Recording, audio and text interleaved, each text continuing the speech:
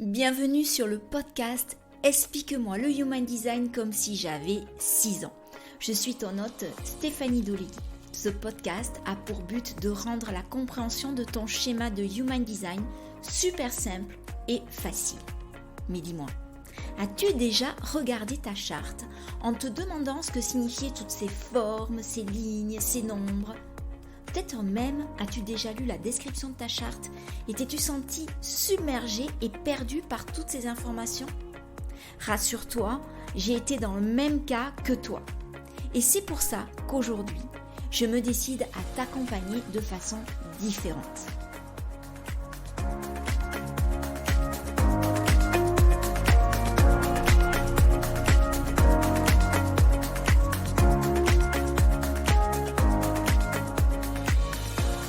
Bienvenue dans ce tout nouvel épisode, à une semaine de Noël, j'espère que tu es en pleine forme. Aujourd'hui, on va parler de l'autorité de centre G. Parfois, on l'appelle aussi autorité autoprojetée, ou encore, on la considère comme une caisse de résonance intuitive. Je te rappelle que tu peux télécharger ton mémo sur les différentes autorités. Cela te sera d'une aide précieuse. Tu peux le télécharger sur mon site stéphaniedoleguicoach.com ou en cliquant sur le lien dans les notes de l'épisode. J'ai voulu ce mémo pratico-pratique et je suis persuadée qu'il te sera d'une aide précieuse. Tu peux aussi retrouver dans mon feed Instagram des posts à propos des différentes autorités. Donc cet épisode continue la série sur les autorités en Human Design. Si tu ne connais pas quelle est ton autorité en Human Design, je t'invite à générer gratuitement ta charte. Elle t'indiquera toutes les informations nécessaires comme ton type énergétique, ta stratégie, ton autorité ou encore beaucoup d'autres informations précieuses sur qui tu es. Je t'invite également à aller écouter les épisodes précédents si ton autorité a déjà été abordée. Et puis, c'est toujours intéressant d'écouter les épisodes, même si on n'est pas directement concerné, pour connaître l'autorité de son entourage et de voir comment ils prennent des décisions alignées avec qui ils sont. Je t'encourage fortement à me laisser un commentaire sous ce podcast et si ton commentaire est tiré au sort, tu bénéficieras d'une mini-lecture de ton schéma de Human Design ou, si tu préfères, je répondrai à une de tes questions plus précisément. C'est un bon moyen pour toi d'avoir un aperçu de ce que je propose en lecture individuelle, alors n'hésite pas, le meilleur moyen pour toi de savoir ce que je peux te proposer et de rentrer en contact avec moi. Je réponds à tous les messages. Donc, pour revenir à l'épisode qui nous concerne, l'autorité en Human Design, je te le rappelle, c'est de prendre des décisions alignées avec qui on est. L'autorité de centre G, ou autorité auto-projetée, est une autorité qui ne s'applique qu'au type du projecteur. Et un des moyens mémotechniques qui, moi, m'a aidé est de rapprocher le mot projecteur et auto-projeté. Donc, concrètement, sur le schéma, qu'est-ce que ça signifie ? Ça signifie que le centre sacral n'est pas défini, pas plus que le centre du plexus solaire, le centre splénique et le centre du cœur. Tous ces centres apparaissent en blanc sur ton schéma, si tu es projecteur à autorité projetée. Par contre, le centre G, lui, est défini. Ça veut dire qu'il apparaît en couleur sur ton schéma. Et il est connecté au centre de la gorge, qui est le centre de l'expression et de la voix. Donc, comme beaucoup de centres sont non définis, les projecteurs à autorité de centre G sont soumis à beaucoup de conditionnements. C'est donc important pour toi, si tu fais partie de cette catégorie, d'écouter ta voix sans filtrer tes réponses pour éviter une réponse conditionnée et entendre la vérité, ta vérité, sortir de ta bouche. Donc, avec cette autorité, la réponse devient claire pour toi quand tu exprimes ton monde intérieur à l'extérieur. Quand tu arrives à exprimer tes pensées, qui peuvent te paraître au premier abord assez complexes, tu arrives à les simplifier par le son même de ta voix. C'est hyper important pour toi de parler à voix haute et de te servir des autres comme caisse de résonance. Ce n'est pas que tu ne sais pas comment tu te sens ou quoi faire, etc. C'est que de t'entendre exprimer toute la gamme de tes pensées C'est ton processus pour décider quoi faire et comment le faire. Donc, imagine les pensées dans ta tête comme une pelote de laine. Elles sont emmêlées, difficiles à suivre. Mais quand tu les exprimes à haute voix, tu es forcé de les dérouler en un fil droit et clair. Donc, en fait, au fur et à mesure que tu démêles justement ces fils de la pelote de laine, tout devient plus clair pour toi. Et en faisant cela, cela te montrera comment tu penses, quel est ton processus de pensée et qu'est-ce que tu ressens réellement à l'intérieur de toi. Donc, parler avec quelqu'un avec qui tu te sens à l'aise, c'est toujours la meilleure option. Mais si ce n'est pas possible pour une raison quelconque, parce que tu n'es pas entouré de quelqu'un de confiance ou que tu sens pas que c'est le bon moment pour toi, tu peux alors essayer de te parler à toi-même ou alors de t'enregistrer et de te réécouter. Et puis, autre solution aussi, qui peut être une bonne alternative pour toi, c'est d'utiliser le journaling. Mais même si cela t'aide quand même davantage de pouvoir garder ce principe de parler à voix haute. Donc même si tu utilises le journaling, c'est bien après que tu relises ce que tu as écrit à voix haute. Parce que le ton de ta voix va te donner également des indices sur le processus même de ton fonctionnement. Donc, justement, il faut que tu fasses attention au ton que tu emploies quand tu parles lorsque tu discutes de quelque chose. Par exemple, tu peux discuter de quelque chose que ton esprit t'indique comme étant quelque chose de super. Mais si tu l'exprimes sans grand enthousiasme, c'est que probablement cette idée, elle n'est pas si géniale que ça pour toi, au final. Ce manque de joie, ce manque d'enthousiasme, ça traduit ici ta véritable intuition sur le sujet. Ça coupe l'influence de ton mental. L'inverse, il est aussi vrai si tu exprimes de façon très enjouée, très faux-folle, une idée qui te paralyse de peur. C'est probablement que ton mental et son conditionnement essaient de prendre le dessus. Et contrairement à ce que l'on dit souvent, que s'isoler, ça fait du bien pour réfléchir et pour prendre les bonnes décisions, pour toi, c'est pas vraiment le cas. Ça s'applique pas vraiment à toi. Pour toi, discuter les choses, c'est une manière de travailler sur tes propres pensées. Alors, par contre, fais attention, c'est différent d'obtenir les conseils des autres, hein. C'est pas la même chose. Toi, c'est pas obtenir des conseils que tu veux. C'est vraiment faire preuve d'avoir la possibilité d'entrer en résonance avec ta propre voix. Alors, comme tout projecteur, tu attends de recevoir une invitation. Et après avoir reçu une invitation, tu dois, dans le cas précis de projecteur à autorité projetée, te laisser guider par tes mots. Est-ce que dans cette invitation, tu entends du plaisir, de la joie dans ta réponse, ou bien est-ce que tu entends du découragement ou du pessimisme?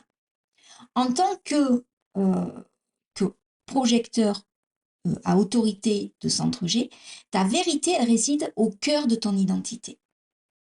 Donc, il faut vraiment que tu dises oui si l'invitation t'apporte du plaisir. Et comme ton autorité, elle s'exprime à partir de ton identité, l'un des process les plus importants de ta vie, ça va être de retirer les couches de conditionnement qui masquent qui tu es vraiment et d'essayer de vraiment te rapprocher de qui tu es profondément. Donc, repense à toi, enfant. Reviens dans ton enfance, dans des moments justement clés de ton enfance. Qu'est-ce que tu aimais? Comment tu te voyais? Quel don tu arrivais à exprimer naturellement? En tant que personne avec beaucoup de centres non définis, tu pourrais avoir plusieurs voies de conditionnement, de non-soi, qui essayent de te détourner de ton autorité et de te pousser à prendre des décisions avec ton mental. Donc, il faut vraiment que tu prêtes attention aux voix dans ta tête qui te disent d'éviter la confrontation, de t'accrocher à des choses qui ne sont pas bonnes pour toi, de te surmener ou de te précipiter dans des décisions sans puiser dans ce que tu veux. Tu sauras qu'une invitation, elle est bonne pour toi lorsque tu t'entendras en parler avec un kiff absolu, avec vraiment un enthousiasme sans nom, parce qu'elle est en accord avec qui tu es, avec ton identité profonde. Dans ce sens-là, tu vas te sentir vu, reconnu, apprécié pour qui tu es, et tu attendras avec impatience de partager tes dons et tes talents uniques. Pour un enfant qui a une autorité auto-projetée, c'est important de l'inviter à s'exprimer librement. Parce que dès son plus jeune âge, ça va être important de lui demander comment il se sent en fonction des endroits où il est, des gens avec qui il est. Si cela lui procure de la joie ou de la tristesse, de vraiment rentrer en résonance avec ses sentiments, avec de le questionner, voilà, sur ce qu'il ressent, sur comment il se sent. Euh, donc, tu vas pas forcément avec un enfant, obtenir des réponses franches, mais en faisant ce process-là, tu vas l'aider à reconnaître ce qu'il devrait se demander lorsqu'il prend une décision. Et s'il grandit en écoutant que son ressenti sur ses décisions et son environnement, c'est important pour lui, il apprendra à faire de plus en plus confiance à son autorité intérieure.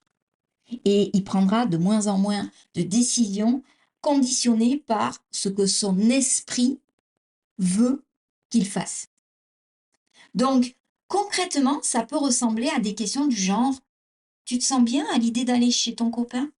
Est-ce que tu te sens à l'aise là-bas? Il ne s'agit pas d'entrer dans des détails sur pourquoi ils ressentent ça face à une décision. Ça va les entraîner à impliquer l'esprit. C'est-à-dire que quand ils vont essayer d'expliquer ce qu'ils ressentent, ils vont essayer de rentrer dans une sorte d'intellectualisation du process. Et ça, c'est absolument pas ce qu'on recherche. Donc, tu veux qu'ils fassent confiance au fait que les choses qu'ils ressentent, elles sont vraies et correctes pour eux, sans avoir justement à les justifier. Cela signifie aussi, en tant que parent, que tu dois prendre du recul par rapport à ça, que tu dois leur permettre de décider et de comprendre les conséquences de cette décision. Donc, il faut que tu montres que tu reconnais euh, qu'ils font ce qu'ils pensent être le mieux pour eux à ce moment-là. Et il faut se souvenir que les projecteurs, vraiment, plus que tout autre type énergétique, ils ont vraiment besoin de se sentir vus et reconnus. Et en tant qu'enfant, c'est très, très, très important. Donc toi, en tant que parent, tu as ce rôle d'amener l'enfant projecteur à l'autonomie en étant vu, reconnu et en lui montrant que tu as confiance en ses capacités. Et que même si lui, il a du mal à se voir, toi, tu le vois et tu le reconnais pleinement. Donc, il faut vraiment se rappeler, et je t'invite à la fin de cet épisode à aller réécouter si tu ne l'as pas fait l'épisode sur le projecteur que j'avais fait en début de lancement de ce podcast, quand j'ai parlé des types énergétiques, mais j'ai comparé le projecteur à cet oiseau en haut de l'arbre. Il a une vision d'ensemble et il sait ce qui est bon pour les autres. Mais c'est beaucoup moins évident pour un projecteur de savoir ce qui est bon pour lui. Moi, je suis projecteur et même si j'ai pas une autorité trop projetée, moi je suis d'autorité splénique, je sais de quoi je parle. C'est difficile pour moi de voir ce que je suis capable de voir pour les autres, c'est très difficile de le ramener sur moi. J'arrive à percevoir les qualités, les dons, les talents chez l'autre que je n'arrive pas à reconnaître chez moi. Voilà. Donc, alors, moi, je ne suis pas d'autorité auto-projetée et je me surprends très souvent à parler à voix haute de mes idées. Et je me rends compte que ça me fait du bien. Mais, mais, je sais que ce n'est pas mon mode décisionnaire. Et j'utilise souvent cette caisse de résonance, cette façon de parler à voix haute pour me rassurer. Et souvent, plutôt que de me rassurer, comme c'est pas mon centre de décision, je sens que ça me met dans une situation de conditionnement. Parce que mon centre G, il est pas défini. Donc, je peux pas compter sur euh, sur cette constance énergétique et de qui je suis. Alors que ma gorge, oui, elle est définie.